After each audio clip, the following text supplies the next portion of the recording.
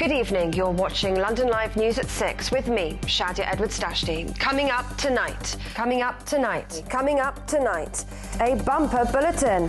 The gamble of his life, the race for number 10, begins today following Rishi Sunak's decision to call a summer general election. All of that on the way, but first to our top story this evening.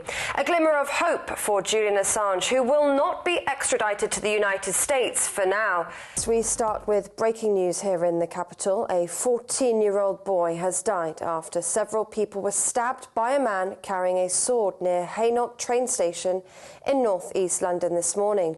The moment we've all been waiting for. The Prime Minister, Rishi Sunak, announced that he will go to the country on July the 4th. The battle begins for your vote as parties waste no time kicking off their campaigns today. Quite interested about this cross-party element, putting that into the context of your family and those different nuances that we spoke about.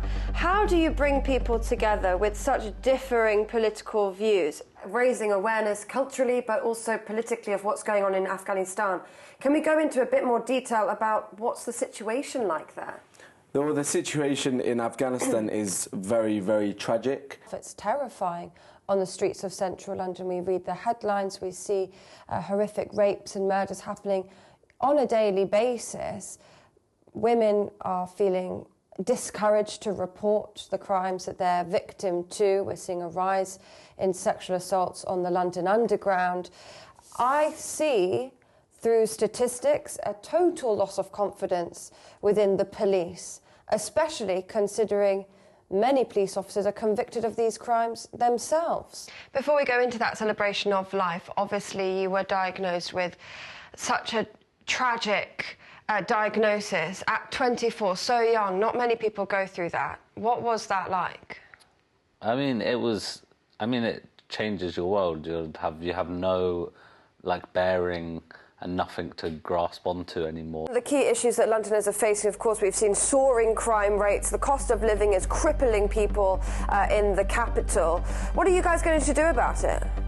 Well, of course, today is a big day for the Chancellor of the Exchequer. It's a big day for Rishi Sunak, the Prime Minister. It's a big day for the Tories. And then came up with this voice, which wasn't really that accurate, but it matched the puppet, and that is what was important. Absolutely. Let me finish this as an important point.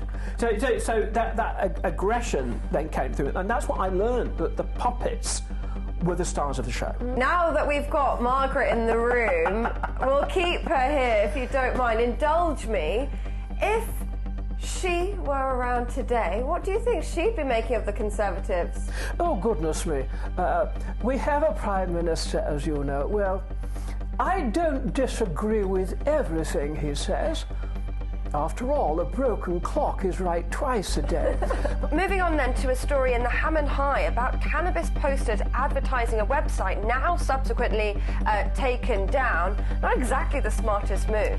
No. It's 44 days to go till Londoners head to the polls. What does all this mean? Well, sticking with football, kind of. Fancy a cheeky Nando's? Well, Arsenal star Bukayo Saka does, so much so he's bringing the heat from pitch to plate by launching his very own Nando's sauce. Now, when it comes to fixing Hammersmith Bridge, it's fair to say it's been a case of we'll cross that bridge when we get there. It's dropping down to just a smidge to 13 degrees.